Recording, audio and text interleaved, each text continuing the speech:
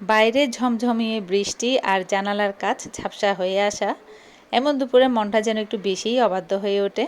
এমন দিনে ডায়েট আর নিয়ম কানুন ভুলে মন চাই ধোয়া ওঠা বিরিয়ানি আর প্রিয় মানুষের সঙ্গ।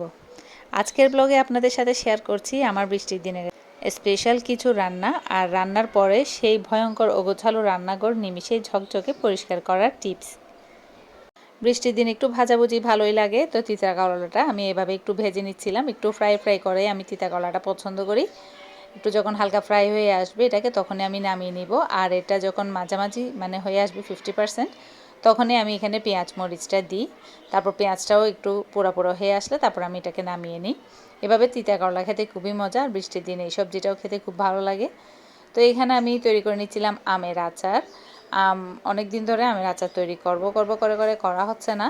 তো এখানে আমগুলোকে আমি কেটে একটু এখানে ফ্যানের নিচে রাখছি। এখানে রোদে দেওয়ার কোনো ঝামেলা নেই, রোদে দিতে হবে না।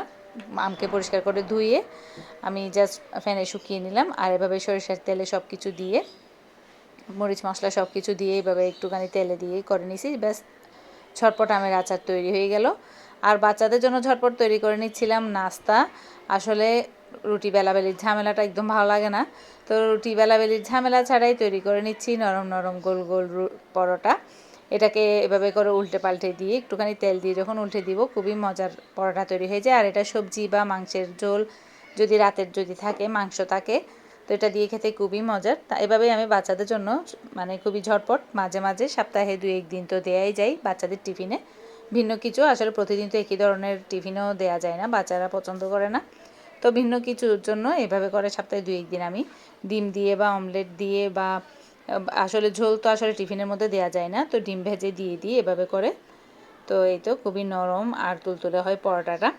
সকালে উঠেই খুব তাড়াহুড়ার মধ্যেই সময়টা কেটে যায়।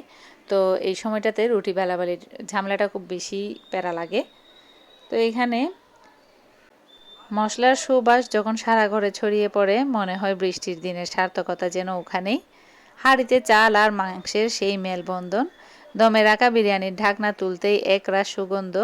এই আনন্দটা যেন কোনো রেস্টুরেন্টের খাবারে পাওয়া সম্ভব নয়। রান্নার ফাঁকে 1 কাপ গরম চা আর বৃষ্টির শব্দ, বিরিয়ানির স্বাদটা যেন এতে দ্বিগুণ হয়ে যায়। খাওয়া দাওয়ার আনন্দ তো বেশ, কিন্তু রান্নার পরে সিঙ্কে পাহাড় সমান থালা বাসন আর চুলার সংলগ্ন তৈলাক্ত ভাব, ওটা দেখলেই যেন সব ক্লান্তি ভর করে। তবে কাজ জমিয়ে না রেখে গরম পানি আর একটু লিকুইড স্যুপ দিয়ে ঝটপট হাত চালালে রান্নাঘর আবার আগের মতো ঝকঝকে হয়ে যায়। কারণ রান্নাঘর অগোছালো থাকলে কখনো তৃপ্তি করে রান্না করা যায় না। রান্নাঘর পরিষ্কার রাখা মানে কেবল পরিচ্ছন্নতা নয়, এটি রান্নার প্রতি ভালোবাসারই একটি অংশ।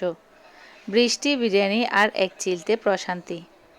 রান্না শেষে প্রতিদিনের কাজ হচ্ছে পুরো কিচেনটা পরিষ্কার করে নেওয়া, আর চুলাটা ভালো করে একটু ঠান্ডা হলে তখন ভালো করে একটু পরিষ্কার করে নেওয়া সাবান দিয়ে। তো এভাবে করে প্রতিদিন করে নিই, তাতে আমার আর প্রতিদিন মানে ঝামেলা হয় না। আজকের জন্য এ পর্যন্তই।